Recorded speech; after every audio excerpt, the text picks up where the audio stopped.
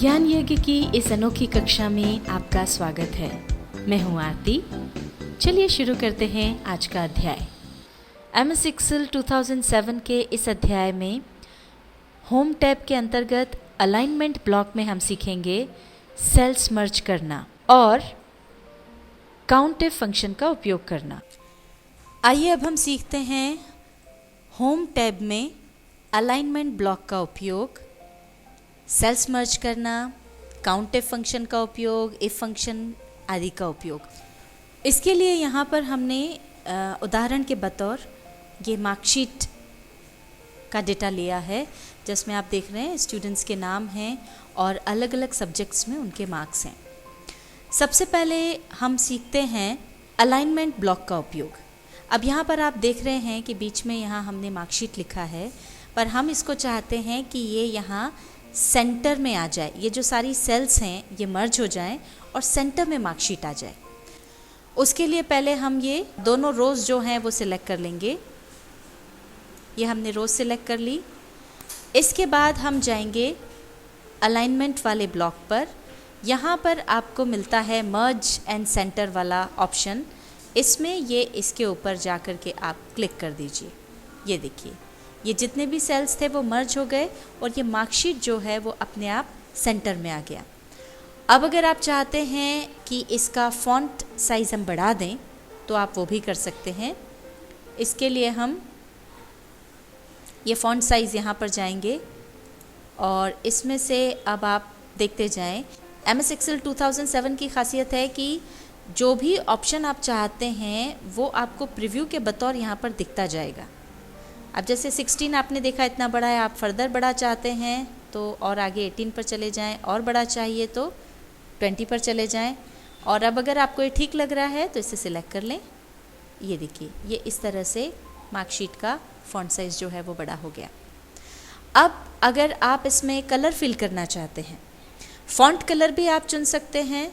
और अगर आप इसमें कलर भरना चाहते हैं तो ये फ़ॉन्ट ब्लॉक में आप देखेंगे ये यहाँ पर जो है फिल कलर ऑप्शन आपको मिलता है। इस एरो पर जाकर के आप जब क्लिक करेंगे तो ये इतने सारे कलर्स जो हैं वो आपके सामने आ जाएंगे। कैसा दिखेगा कलर ये भी आपको यहाँ से पता लग जाएगा। जो कलर अब आपको अच्छा लग रहा हो वो आप चूज़ कर सकते हैं। ये हमने कलर चुन लिया।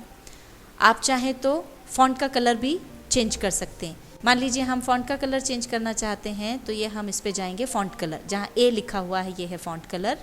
इसके एरो पर जा कर के आप क्लिक करें और ये अलग अलग कलर आ गए हैं। अब कौन सा कलर इस पे सूट करेगा आप देखते जाएं, यहाँ पर ये दिखता जा रहा है। अब इसमें से जो कलर आपको ठीक लग रहा हो उस पर जा कर के आप क्लिक कर दें। ये देखिए फ़ॉन्ट कलर भी चेंज हो गया। अब मान लीजिए हम हर स्टूडेंट के अलग अलग विषयों में जो नंबर आए हैं, जो मार्क्स आए हैं, उनका टोटल यहाँ पर करना चाहते हैं। तो वो जैसा हमने पहले एडिशन सीखा है उसी तरह से इसको करेंगे। जैसे यहाँ पर है हेमंत चौहान नाम के स्टूडेंट हैं और इनके सारे मार्क्स हमको जोड़ना है, देखना है कि टोटल कितना है। तो आप पहले इन सब को सिलेक्ट कर लें और सिलेक्ट करने के बाद ये यहाँ पर जैसा कि हमने आपको पहले सिखाया था ऑटो सम पर हम जाएंगे और यहाँ पर जाकर के क्लिक कर देंगे। तो ये देखिए ये टोटल आ गया। अब ये जिस तरह से हमने हेमंत चौहान को जितने भी मार्क्स मिले हैं सारे सब्जेक्ट्स में उनका टोटल किया है, उसी तरह से आप बाकी स्टूडेंट्स के मार्क्स को भी जोड़ सकते हैं। या फिर आसान तरीका है कि आप पॉइंटर यहाँ पर रखें और उसके बाद क्लिक करके ड्रैग कर दें। जैसे ही आप छोड़ेंगे तो आप पाएंगे कि ये सारे स्टूडेंट्स के मार्क्स अपने आप यहाँ पर टोटल होकर आ जाएंगे। आइए अब सीखते हैं कि किस तरह से काउंट का उपयोग किया जाए या किस तरह से काउंट किया जाए।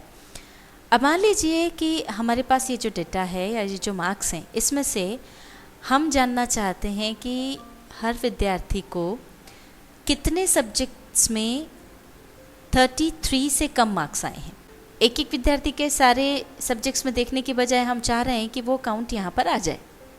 उसके लिए हम काउंटिव फंक्शन का उपयोग करेंगे। पहले हमने ये यहाँ पर क्लिक किया और अब हम जाएंगे, ये जो fx है यहाँ पर हम जाएंगे। हमको यहाँ पर फंक्शन इंसर्ट करना है। इस पर जाकर के हमने क्लिक किया। इस पर क्लिक करते ही ये देखिए इंसर्ट फंक्शन का ये जो विंडो है ये आपके सामने आ जाएगा।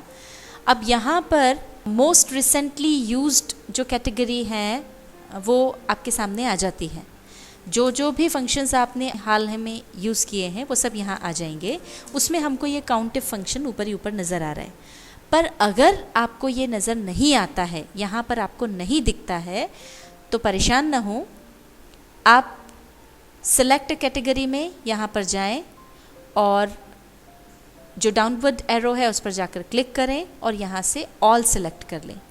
ऑल सेलेक्ट करने पर जितने भी फंक्शंस हैं वो सब अल्फ़ाबेटिकली यहाँ आ जाएंगे। अब इसके बाद हम चाहते हैं काउंटिव फंक्शन को ढूंढना, तो किसी एक पर क्लिक करें और उसके बाद कीबोर्ड पर C प्रेस कर दें। तो ये हम C वाली लाइन पर आ गए। अब इसके बाद डाउनवर्ड की मदद से या स्क्रॉल बार की मदद से आप काउंटिव इसमें ढूंढ सकते हैं। ये देखिए काउंटिव आ गया और ओके कर दिया। अब ये जो है काउंटिव फंक्शन के लिए ये डायलॉग बॉक्स आ गया। इसको हम यहाँ नीचे कर देते हैं ताकि आप ये देख सकें। अब रेंज में हमको चुनना है वो सारे नंबर्स जिसमें से कि हम काउंट निकालना चाहते हैं। 33 से कम नंबर कितने मार्क्स में से हैं, ये जैसे अलग अलग सब्जेक्ट्स हैं और ये जितने भी सब्जेक्ट्स हैं इनमें से कितने सब्जेक्ट्स में 33 से कम मार्क्स हैं ये हम जानना चाह रहे हैं। तो रेंज हमारी हो गई ये सारे सब्जेक्ट्स के मार्क्स। तो हमने इनको सबको चुन लिया। इसके बाद फिर आता है क्राइटेरिया। तो हमारा क्राइटेरिया है लेस देन 33। तो इसके लिए हम कीबोर्ड पर लेस देन वाला जो साइन है वो चुन करके 33 कर देंगे और इसके बाद अब हम क्लिक करेंगे ओके पर। ये देखिए जैसे ही हमने वो क्लिक किया यहाँ पर काउंट आ गया 0, क्योंकि जो भी हमने रेंज दी थी उस रेंज में 33 से कम मार्क किसी भी सब्जेक्ट में नहीं है, इसलिए काउंट आया 0। अब या तो आप इस तरह से सारे स्टूडेंट्स के लिए अलग अलग काउंट करें और या फिर जैसा कि हमने आपको पहले बताया है यहाँ पर पॉइंटर रख करके इसे ड्रैग कर दें और ये देखिए ऑटोमेटिकली सारे स्टूडेंट्स का ये काउंट निकल करके आ गया।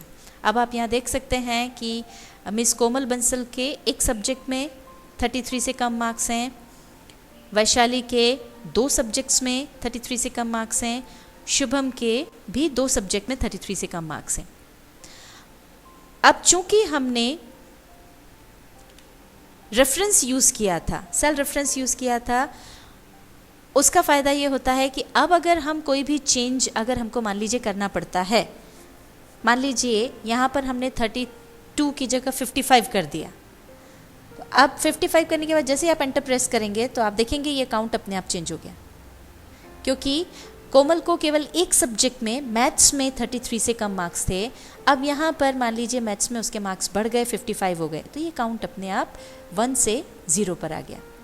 ऐसे ही मान लीजिए वैशाली परमार के 2 सब्जेक्ट्स में 33 से कम है, अब हमने इंग्लिश में भी मान लीजिए कम हो गए और 25 मार्क्स हो गए।